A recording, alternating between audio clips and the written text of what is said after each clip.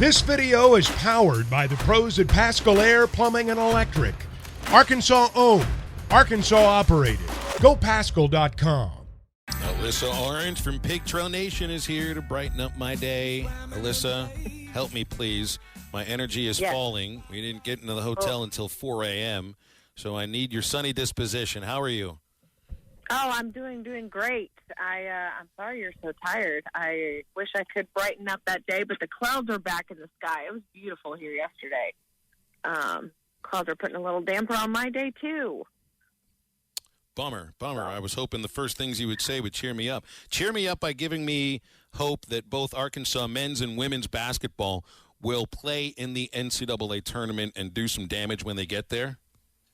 Yeah, so the women, want to feel good about where they're at right now. They can go into this SEC tournament, take down Missouri in this first game. They're a team that they've beaten twice already this year, and if you look defensively how they've played this game and this team really shutting down Haley Frank, I like where they stand. Look, 2019, we saw this Arkansas team take down South Carolina in the SEC tournament. Anything can happen. It is possible. They can go there, and they've got a lot to play for. They've got to win, in my opinion, 2 games in the SEC tournament to make that NCAA tournament bracket, and I think that they can have that happen. The men, you just got to wipe the slate, turn it around, move on, win against Kentucky, win a few games in the SEC tournament, and I think they'll be fine. So both these teams do have plenty of talent, but they've been incredibly inconsistent. For the women's team, they've been inconsistent in the context of each game. I mean, inside each game. 5 good minutes, 10 bad minutes, or vice versa.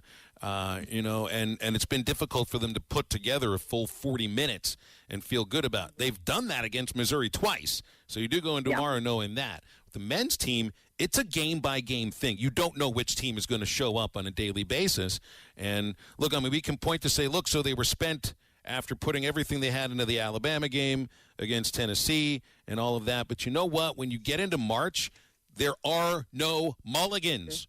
You lose once, you have one bad day. If you didn't show up that day, you're done. And that defines your season. Yeah, well, I was trying to cheer you up a little bit, but to truly feel how I feel about this men's team, I was really discouraged with the body language, the post-game press conference, the way that game went down yesterday, and I'm just not buying we were spent with Alabama and we were tired excuse with this team. As you said, right now you got to start playing game in and game out. In a tournament setting, you're going to turn around and play again in 48 hours or 24 hours. But the way that they played against Alabama and the way that they played against Tennessee were completely different. It looked like a different team. This wasn't a team that was off. This was a team that was out of sync. It was like they didn't know what they were doing.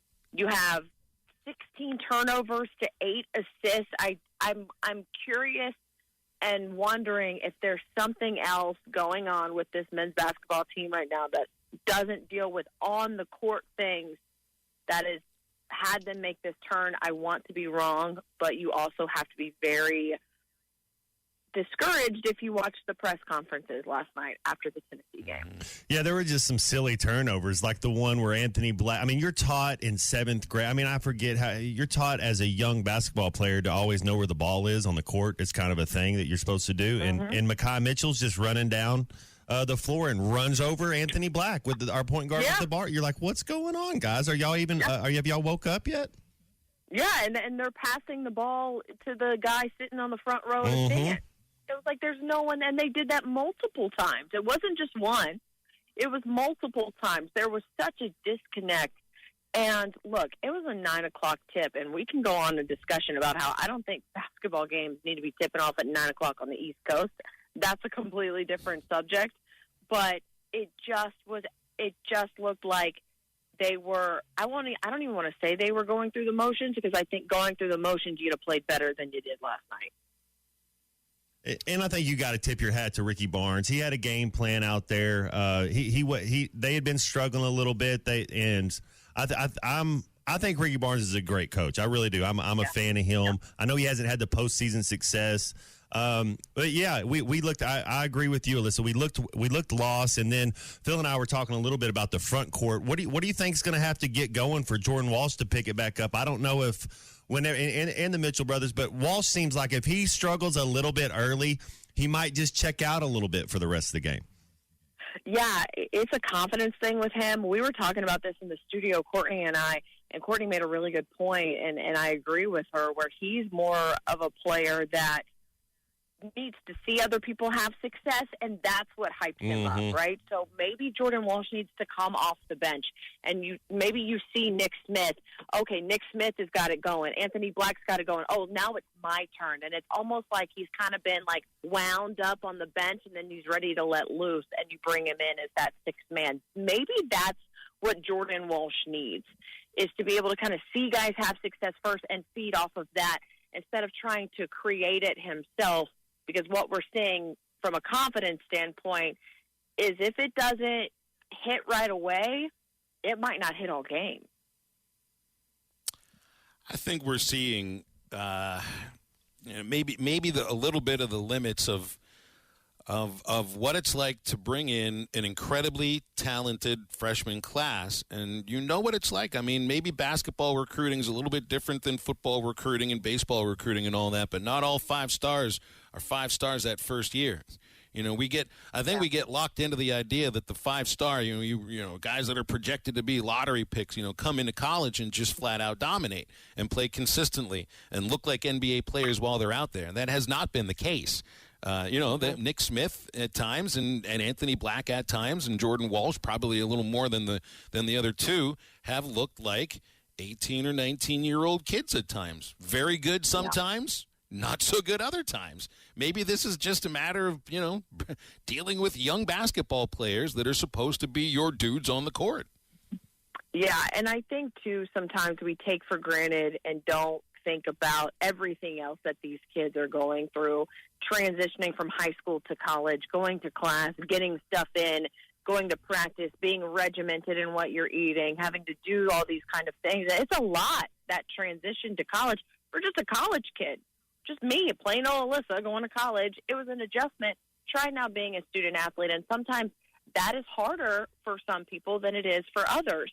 And I also think, too, we should have learned by now with watching Duke and Kentucky, and they bring in these and like there's all this, he's not what he was, this wasn't what we thought, and it takes them a while to get things going, and there's so much pressure to be exactly what people suspect that you're going to be, rate you to be, want you to be, and if it doesn't happen right away, it's an automatic failure.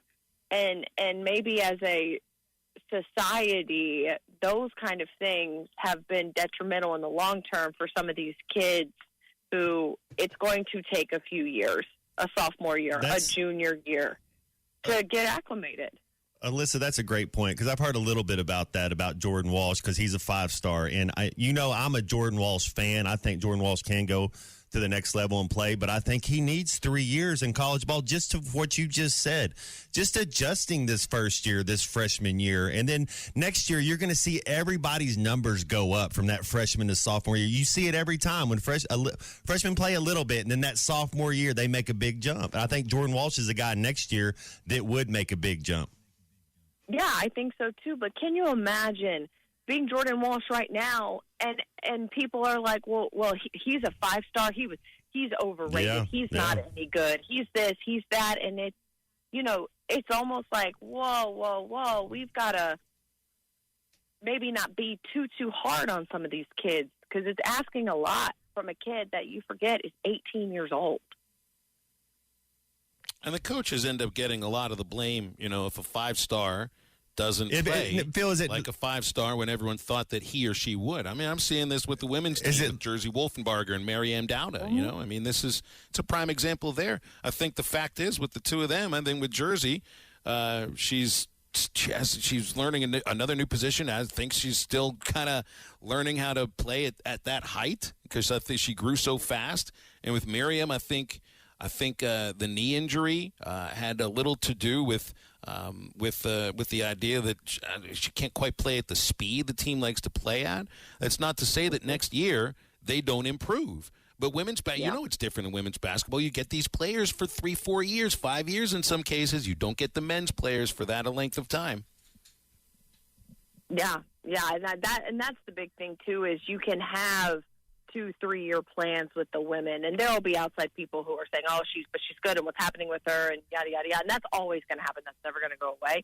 But in the women's game, you're going to have 2, 3, 4 year plans. I mean, Michaela Daniels is about to go on, her 5th year, so you have that, and you're able to build that out. And Mike Neighbors has always said with Jersey, it's a 6-year plan with her. It was never, this is what you're going to come in and do immediately, right away, top of your game. They wanted, and they showed her, this is how you can evolve as a player over these kind of years. You don't have the luxury to do that in men's basketball right now, because you either come in as a freshman, you play right away so you can go to the league, or you don't play as much as you thought you would, so you transfer, or this isn't working out, so then you move on. And there's so much that goes into it on the men's side than the women's side. Does the team need to be put together differently? I mean, on the men's side, Musk came in with this well-earned reputation of building teams through the transfer portal, but you've also seen that he can recruit at a high level of, some really talented players, but you don't know how long they'll be here and if you get a chance to develop them. And you bring in older players that might already be a little more developed, like a Ricky Council, like a Stanley Amude, guys like that, Jalen Tate, who were very important to the team. Do you think, now I know they've got some good high school players signed for next year, Bayfall, Layden Blocker, you want those guys coming into the program, but do you think that this will lead to maybe building more through the transfer portal rather than through high school recruiting? No, because I like the balance, and I think that Eric Musselman understands the balance of, okay, the freshman versus the pieces I need, because I need someone who's had experience. I think what this might do is a look at talent isn't always everything, and you look at realizing we've got to get a team that can gel together. It's all about chemistry. It's about is this a guy that could fit the system characteristically, not just from a talent standpoint? So maybe we see a more look at, if the guys we add to this team, are they clicking on a talent level? Do they hit that bar? But do they also hit that, okay, we think this is a guy who can come in here and gel right away? Maybe those kind of things are things they start looking at a little bit more than perhaps they have in the past. That's a great point. You can't just go out and get the best player at this position, the best player, and think that they're going to fit together. They do have to fit together as a team. And also one more shooter. I know it sounds probably cliche, or everybody's like, yeah, we need another shooter. But when you don't really have any, we got to get another shooter out there on the floor to space it out. That's what you're really missing right now, I think, this year. Is that kind of go-to guy. And had Nick Smith Jr. been healthy all year, it could have been him. Is it going to be him in March? Preferably. For example, at that Alabama game, I think Nick Smith should have been the one taking that shot and not Ricky Council. I think Nick Smith is that guy, but he hasn't been consistently the guy. He hasn't been around in a game for long enough to be that guy. He's not your Isaiah Joe and your Mason Jones, and we've talked about this before. The guys that you want with the ball in their hand at the end of the game, that's what they're truly, truly missing. And I think we've seen how much they need that with these past couple of losses and these close games that they're losing.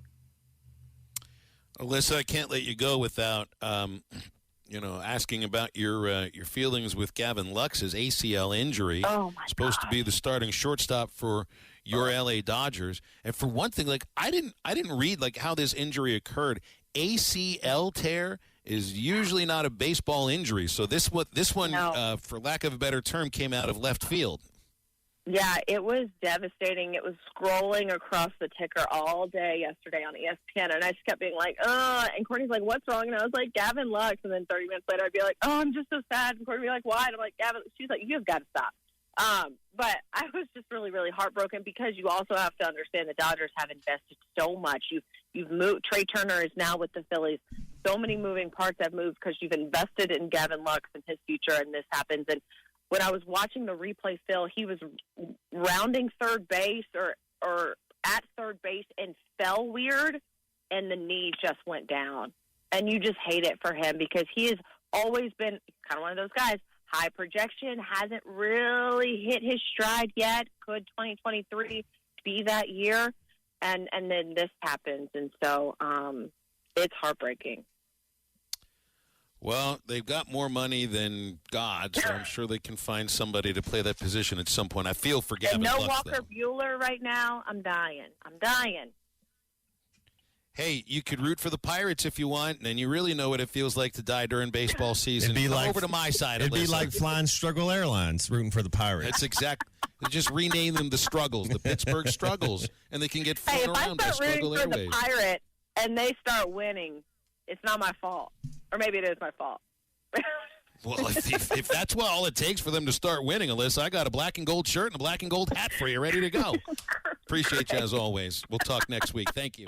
BetOnline remains your number one source for all your sports betting this season. Everything from the NFL and bowl season to esports. You'll find the latest odds, team matchup info, player news, and game trends at BetOnline.